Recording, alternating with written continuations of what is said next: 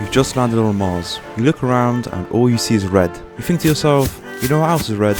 The pepperoni on pizza sometimes? And then you start getting hungry. After all, space exploration takes a lot of energy. And what do you decide to eat? Pizza. The problem is, there is no pizza on Mars. So how will you get it? That's a very intellectual question I'm going to be answering today. No, but actually, with this video I hope to explore the world of space food with a bit of a fun twist. How will the future astronauts make food? What will the Mars colonies be able to eat? Is 3D printing food an actual thing? These are all very interesting questions, at least to me. So grab your slice of pizza and enjoy this video. So let's start by finding out all you have to do to get the ingredients. To make pizza, you need pizza dough, pizza sauce, cheese, toppings such as pepperoni or vegetables, olive oil and flour. Now obviously getting these ingredients as a Martian astronaut would be rather difficult, both because of the unpredictable Martian environment, but also because Mars doesn't exactly have many supermarkets. And so we have to do this really cool thing called science. The first type of science we need to talk about is agriculture, or Martian agriculture to be more specific. As I'm sure that you're aware, the environment and climate on Mars isn't exactly optimal for growing crops. However, we're going to need wheat to make flour for our pizza dough, tomatoes and spices for the pizza sauce, olive trees to make olive oil, and any other vegetables we want as toppings. All of these things have to be grown through agriculture, because we can't just keep importing them from Earth. And since we can't grow them on Martian soil, we're going to have to use technology and science to make artificial habitats, such as greenhouses, for the plants and crops. The reason why we can't use Martian soil is because it's very toxic, both for plants and humans, because it has, quote unquote from Google, chlorine in molecules called perchlorates.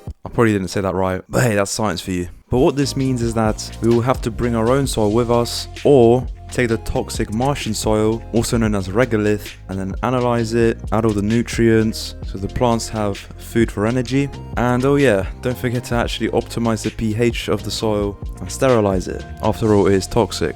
What's also interesting about doing this is that we could potentially modify the soil for specific plants or crops, so that they can grow faster or bigger or whatever other benefit we would want. By doing this, we can make more pizza, which can feed more people in a hypothetical space colony on Mars that we'll be building up. Now suppose that we didn't want to use the Martian soil for some reason. What we could do then is use hydroponic and aeroponic farming. These words do sound kind of confusing, but trust me, they're very simple. Hydroponic farming is essentially growing plants without soil and instead using a nutrient-rich water solution. This is good because while water is rare, it is available on Mars. So we could do this fairly easily. And then there's no need to faff around with the soil. However, because we want to conserve as much water as possible, we could also use aeroponic farming, which as the name suggests, involves suspending the plants in air where the roots are then misted with a nutrient-rich solution. This uses a lot less water, which then makes Martian life a lot more sustainable. So you can rest assured that your pizza-making activities aren't depriving the rest of the crew of water. Talking about water, where can we get it on Mars? Because we're going to need it both for farming as well as for general use, like drinking, shower, to keep equipment cool, and you know, more science. So how do you get it? Well, there are a few different ways. One way is to send out robots either to the poles, where there's actually a lot of water in the form of ice,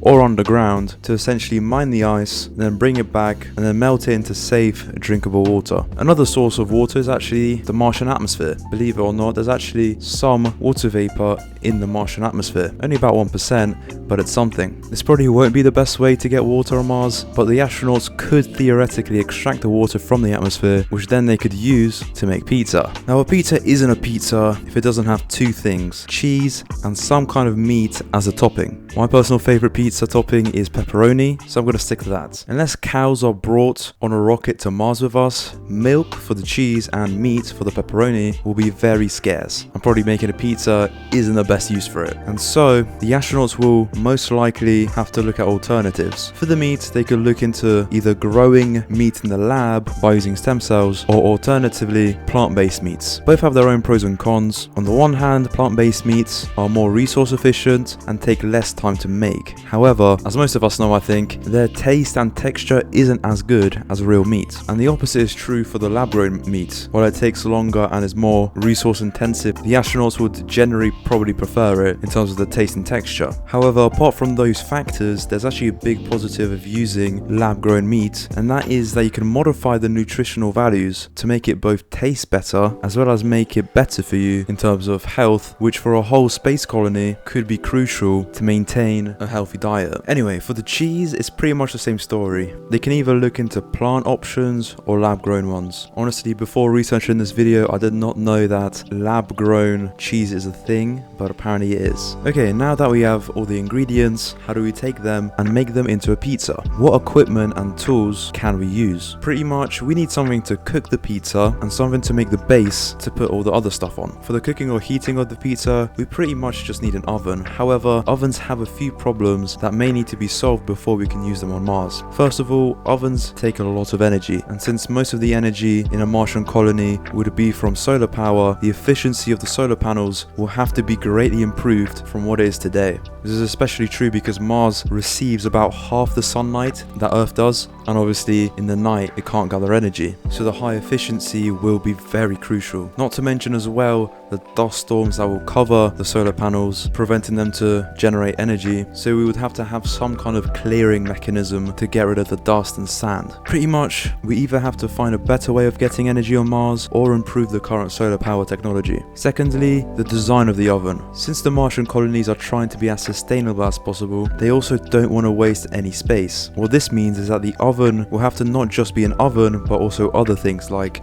a microwave, a dishwasher maybe, as well as a regular oven. And what's cool about this is that if someone was to develop this kind of oven for the Mars mission, they could possibly sell it to the rest of the world and not just the Martians or NASA. And I talked about this kind of concept in my other video, which you can watch later. Now, another thing we have to do is make the base of the pizza, and there's a few tools we could use. Of course, we can just use a tabletop, but that's boring. We're in space, remember? So we need something a bit more futuristic, and one of those things is a 3D printer for food. In fact, you can use the 3D printer to both make the base, but also pour the pizza sauce and potentially the cheese on top of it, which would make the whole thing a lot more automated, which could then mean more pizza can be made for a future Mars colony. As you can see, we can also use it to make different kind of shapes, which just makes it a bit more fun. And I think that's actually quite important. After all, the reason why you clicked and are watching this video is because the idea of making pizza on Mars interests you and excites you. It's a fun challenge that the Mars colonists may one day want to solve in real life. And with the inevitable psychological problems that the astronauts will face traveling to Mars through deep space, making a cheeky pizza might lift the mood a bit. And if this video lifted your mood, subscribe and watch the video, as well as join the Discord, because this is a brand new channel, so any feedback or support would be greatly appreciated. With that said, thanks for watching.